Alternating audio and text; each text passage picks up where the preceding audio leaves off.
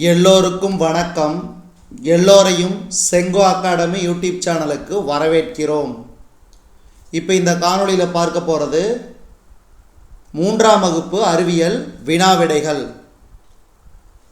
பாருங்க, நாம் வெளியில் சென்று விளையாடிய பின் கைகளை கழுவ வேண்டும். அடுத்தது, குடற்புழுக்கள் இரத்த சோகையை உண்டாக்கும். அடுத்து, பழங்கள் உண்பது உடலுக்கு நல்லது. உடற்பயிற்சி செய்தல் மூளையின் செயலாற்றலை அதிகரிக்கும். அடுத்து, ஒருவரது தொடுதல் உன்னை எரிச்சலடைய செய்தால் அது தீய தொடுதல். அடுத்த கேள்வி, உடற்குறைபாடு உடையோரை குறிக்கும் சொல் மாற்றுத்திறனாளிகள். மாற்றுத்திறனாளிகள்.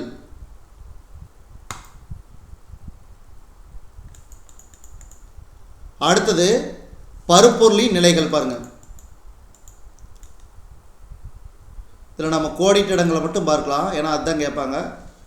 ஒரு பொருளில் காணப்படும் துகள்களின் மொத்த எண்ணிக்கை நிறை. திரவங்களை வெப்பப்படுத்தும் போது வாயுவாக மாறும் நிகழ்விற்கு ஆவியாதல் என்று பெயர்.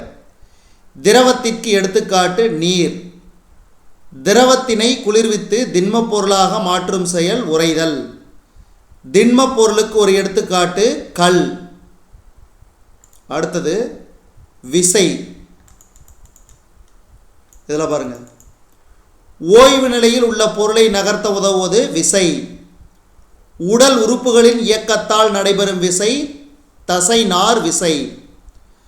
தள்ளுதல் இழுத்தல் விசைகள் ஆகும். மரத்திலிருந்து பழம் கீழே விழ காரணம் புவியீர்ப்பு விசை. அடுத்து, விசை வேகத்தையும் திசையையும் மாற்றும். விசை வேகத்தையும் திசையையும் மாற்றும்.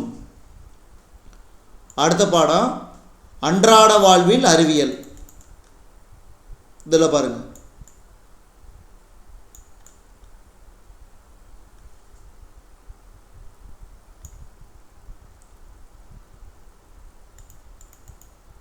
நீரின் கொதிநிலை 100 டிகிரி செல்சியஸ். பழங்கள் மற்றும் காய்கறிகளை குளிர்சாதன பெட்டியில் வைத்து பாதுகாப்பதன் மூலம் அதிக நாட்களுக்கு சேமித்து வைக்கப்படுகிறது. வெப்பநிலையை அளக்க உதவும் கருவி வெப்பநிலைமானி. இட்லி எம்முறையில் தயாரிக்கப்படுகிறது. இட்லி நீராவியில் வேக வைப்பதன் மூலம். அடுத்து, கருப்பு மிளகின் பயன் என்ன? கருப்பு மிளகு சளி மற்றும் இருமலுக்கு மிகச்சிறந்த நிவாரணி. அடுத்து, சமையலறையில் உள்ள எந்த பொருள் ஏழைகளின் நோய் எதிர்ப்பு பொருள் என அழைக்கப்படுகிறது? பூண்டு. பூண்டுதான் ஏழைகளின் நோய் எதிர்ப்பு பொருள் என அழைக்கப்படுகிறது.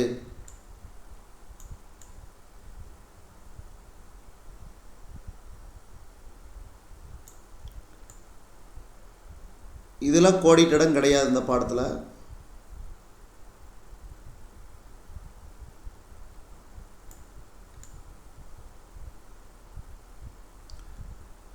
இது மட்டும்தான். அடுத்த பாடம் உணவு. பாருங்க, ரொட்டி கோதுமை மற்றும் உருளைக்கிழங்கு போன்றவை. ரொட்டி கோதுமை மற்றும் உருளைக்கிழங்கு போன்றவை கார்போஹைட்ரேட் மிகுந்தவை. கார்போஹைட்ரேட் மிகுந்தவை. அடுத்து, சரிவிகித உணவில் அதாவது இவை அனைத்தும் அடங்கியுள்ளன. என கார்போஹைட்ரேட் மற்றும் வைட்டமின், புரதம், கொழுப்பு மற்றும் தாதுப்புகள், நார்ச்சத்து மற்றும் நீர் இவை அனைத்தும் அடங்கியுள்ளன. கேரட்டில் வைட்டமின் ஏ உள்ளது. கேரட்டில் வைட்டமின் ஏ. அடுத்து, உங்களுடைய உடலுக்கு கெடுதல் தரக்கூடியதுன்னா கொழுப்பு நிறைந்த உணவுகளை அதிகம் உண்பது. அடுத்து பாருங்க, இதில் கோடிட்டிடம் உடல் கட்டுமானத்திற்கு உதவும் உணவுப் பொருள்களில் அதிகமாக புரதம் காணப்படுகிறது. உடல் சீராக இயங்குவதற்கு உதவுவது தாதுப்புகள். உடல் வளர்ச்சிக்கும் கட்டுமானத்திற்கும் பயன்படுவது சரிவிகித உணவு. முளைகட்டிய தானியங்களில் புரதம் அதிகமாக காணப்படுகின்றது. ஒரு நாளின் 2வது உணவு வேளையை மதிய உணவு என அழைக்கிறோம். அடுத்து பாருங்க, பொறுத்துக சரியான விடை பாருங்க. கார்போஹைட்ரேட் கொழுப்பு ஆற்றல் தரும் உணவு. வைட்டமின்கள் நோய் எதிர்ப்பு சக்தி. புரதம் உடல் வளர்ச்சிக்கு உதவுதல், தாதுப்புகள் உடல் செயல்களை ஒழுங்குபடுத்துதல். அடுத்து பாருங்க, உணவில் ஊட்டச்சத்துக்கள் பாருங்க 5 வகை: கார்போஹைட்ரேட், புரதங்கள், கொழுப்புகள், உயிர் சத்துக்கள், தாதுப்புகள்.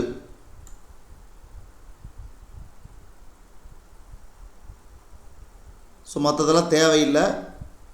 இந்த எக்ஸாமுக்கு ரொம்ப இந்த மாதிரி சரியான விடை மற்றும் கோடிட்டிடமே போதும். அடுத்த பாடம் நீர்.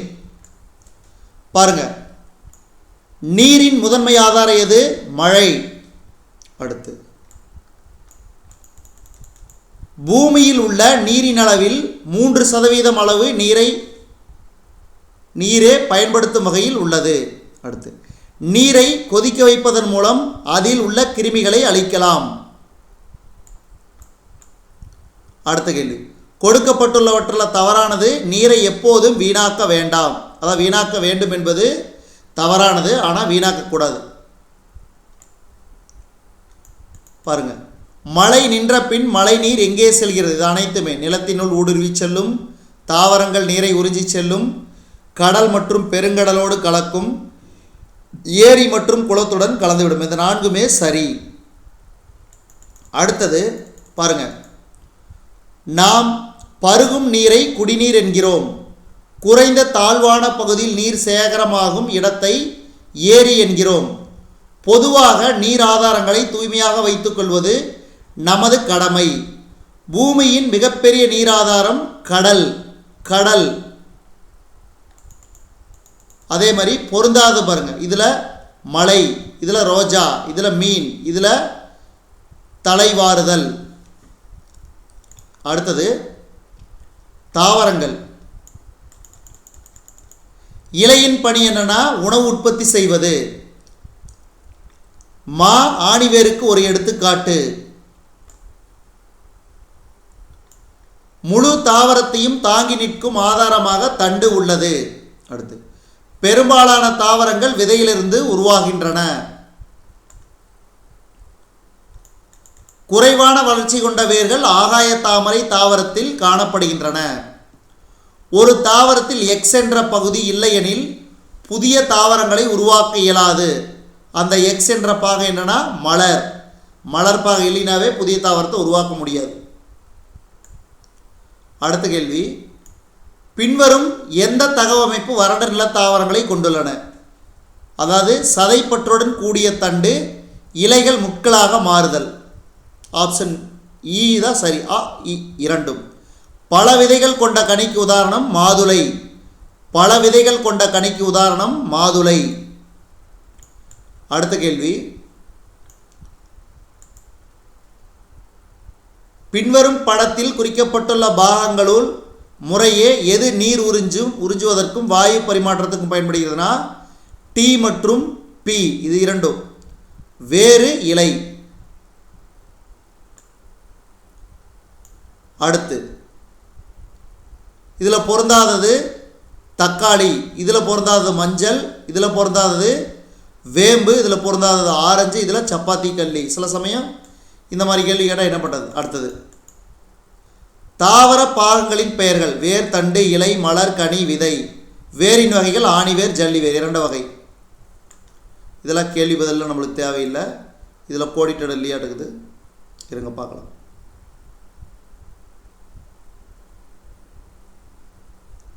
இங்கே இருக்குது. சூரிய ஒளியை நோக்கி தண்டு வளரும். இலைகள் தண்டிலிருந்து தோன்றுகின்றன. தாவரங்களில் உணவை தயாரிக்கும் பசுமையான பகுதிக்கு இலை என்று பெயர். முழு தாவரத்தையும் தாங்கி நிற்கும் தாவர பாகம் தண்டு. வேர் உணவு மற்றும் நீரினை தாவரங்களின் பிற பகுதிகளுக்கு கடத்துகிறது. வேர் பார்த்தீங்கன்னா உணவு மற்றும் நீரினை தாவரங்களின் பிற பகுதிகளுக்கு கடத்துகிறது. அடுத்த பாடம், நமது சுற்றுச்சூழல். பாருங்க, நமது சுற்றுச்சூழல் உயிர் மற்றும் உயிரற்ற காரணியால் சூழப்பட்டுள்ளது. பின்வருவனற்றுள் உயிர் காரணி ஆடு. மனிதர்கள் தங்கள் உணவிற்காக தாவரங்களை சார்ந்துள்ளனர். முதன்மை உற்பத்தியாளர்கள் யாரு? பசுந்தாவரங்கள். அடுத்தது, சிதைப்பவைக்கு உதாரணம் பாக்டீரியா. பூமியில் பசுந்தாவரங்கள் இல்லையெனில் பின்வரும் எந்தெந்த உயிர் காரணிகள் அழிந்துவிடும்? எல்லாமே. அடுத்து பாருங்க, பசு ஒரு நுகர்வோர். இளந்தாவரங்கள் மரக்கன்று எனப்படும். மரம் நடுவதால் நமக்கு ஆக்சிஜன் கிடைக்கும். உலக சுற்றுச்சூழல் தினம் ஜூன் 5ஆம் தேதி அன்று கொண்டாடப்படுகிறது. சிதைப்பவை என்பது இறந்த தாவரங்கள் மற்றும் விலங்குகளிலிருந்து உணவை பெறுகின்றன. அவ்வளோதான். பொறுத்துகளை கல் உயிரற்ற காரணி, பாக்டீரியா சிதைப்பவை, தாவரம் உற்பத்தியாளர், எருமை நுகர்வோர். அடுத்த பாடம் விலங்குகளின் வாழ்க்கை. பாருங்க, கொசுவை போல உணவை உறிஞ்சும் உயிரினம் வண்ணத்து பூச்சி. கொசுவை போல உணவை உறிஞ்சும் உயிரினம் வண்ணத்து பூச்சி. அடுத்து இரண்டாவது கேள்வி, கரடி சில நேரம் பூசணிக்காயையும் சில நேரம் மீனையும் உண்ணும், எனவே அது அனைத்துண்ணி. அனைத்துண்ணி. அனைத்துண்ணினாவை தாவரத்தையும் சாப்பிடும், விலங்கையும் சாப்பிடும். அடுத்து, கொட்டைகளை உடைத்து விதைகளை உண்ண ஏற்ற அழகினை பெற்ற பறவை குருவி. ஊன் உண்ணும் விலங்குகள் சிறப்பான கோரைப்பற்கள் பெற்றுள்ளன. யானை ஒரு தாவர உண்ணி. ஊன் உண்ணியை தேர்ந்தெடுத்தல சிங்கம், அதாவது மாமிசம் மட்டும் சாப்பிடும். அடுத்து, உணவு சங்கிலியில் பாம்பிற்கு முன்வரும் விலங்கு தவளை. உணவு பழக்கத்தின் அடிப்படையில் கரடியை போன்று உணவு உண்ணும் விலங்கு கோழி. வாழிடத்தின் அடிப்படையில் பொருந்தாதது மீன். பின்வருவனவற்றுள் மாறுபட்ட உணவு பழக்கம் கொண்டது நாய். அடுத்து பாருங்க, கோடிட்ட இடங்களை நிரப்புக. இலை ஒரு சிறிய வாழிடம். வண்ணத்து பூச்சி பூவிலிருந்து தேனை உறிஞ்சுகிறது. உளி போன்ற அழகை பெற்றுள்ள பறவை மரங்கொத்தி. கிளி தானியங்களை உணவாக உண்ணும். உணவுச் சங்கிலி எப்பொழுது தாவரத்தில் தொடங்கும்? அடுத்து இதில் பொறுத்துக்க இருக்குது என்னென்னு தெரியல, பார்ப்போம்.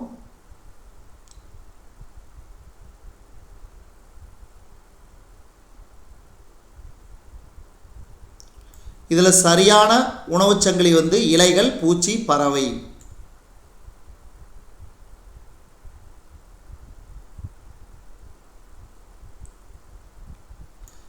எட்டு கைகளை கொண்டவன், கடலிலே வாழ்பவன் ஆக்டோபஸ். பறக்க முடியாதவன் ஆனால் நன்றாக நீந்து போவன் பென்குயின். கடலில் வாழ்வனவற்றில் மிகப்பெரியவன் திமிங்கலம். நீர்ப்பறவை வாத்து.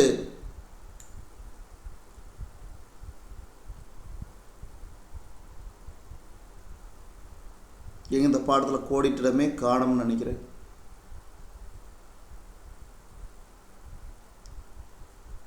இல்லை, அடுத்த பாடம்.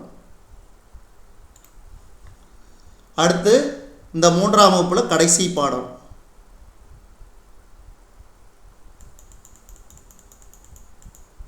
பாருங்க, கோடிட்ட இடங்களை நிரப்புக. காற்றுக்கு எடை உண்டு. பொருள்கள் எரிய காற்று தேவை. காற்று உள்ளிழுக்கும் செயல் உட்சுவாசம் எனப்படும். நாம் சுவாசிக்க உதவும் உறுப்பு நுரையீரல். காற்றை உள்ளிழுக்கும் போது மார்பு பகுதி விரிவடையும். ஸோ இது வரைக்கும் நம்ம இந்த காணொளி வாயிலாக பார்த்தது 3ஆம் வகுப்பு அறிவியல் முக்கிய வினாவிடைகள் பார்த்தோம். இது பார்த்தீங்கன்னா நான் டைரெக்டாகவே இந்த www.braincar.in என்ற வெப்சைட்லேருந்து நான் அப்படியே உங்களுக்கு வாய்ஸ் ரெக்கார்டாக கொடுத்துட்டேன். அதனால்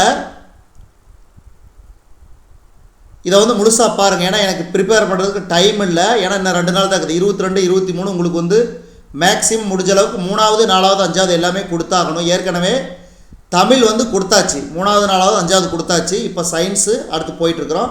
இப்போ 3வது இதோட முடிவடையுது. நன்றி, வணக்கம்.